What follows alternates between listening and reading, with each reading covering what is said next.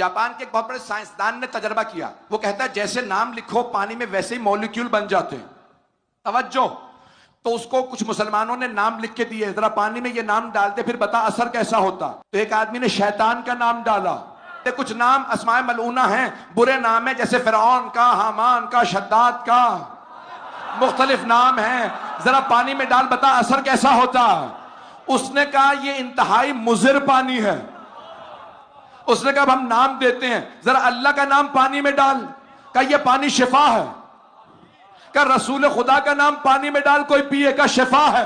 پھر کہا علی کا نام, سیدہ کا نام, حسن کا نام, حسین کا نام, 14 کے نام ڈالے اس نے. سائنسدان مسلمان نہیں تھا.